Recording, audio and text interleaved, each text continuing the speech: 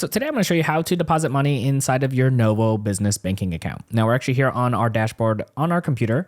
And the way we're going to go ahead and do this is in one of a couple different ways. You could either click on the add money on the left-hand side here, or if you have this little box on your dashboard, because it's all a little bit different, you can click on the add money section here too. Both options will take you to the exact same screen, but we're going to click the one here on the left-hand side. Now right over here is where you're first and foremost going to be able to enter in the total dollar amount you want to go ahead and transfer in. There are some limitations, but you can always request those to be increased, as well as additional funding options. Let's go ahead and click on this first just to show you these. So in this section here, you're going to be able to choose whether you want to wire transfer or deposit a check. Their automatic is the bank transfer, which is what we're showing on that previous screen. So yes, you can go ahead and choose whichever one of these works best for you. We're just going to go back to the previous screen. So from right over here, like I mentioned earlier, at the very top, we're going to go ahead and choose whatever amount we want to go ahead and deposit in. Let's just go ahead and say $100 for this example. The review deposit now is highlighted in blue. Let's click on this. Now next up here is going to be reviewing your deposit. So it's going to show you how much is being deposited, how long it's going to take to come in, and then which current bank account is going to be pulling from,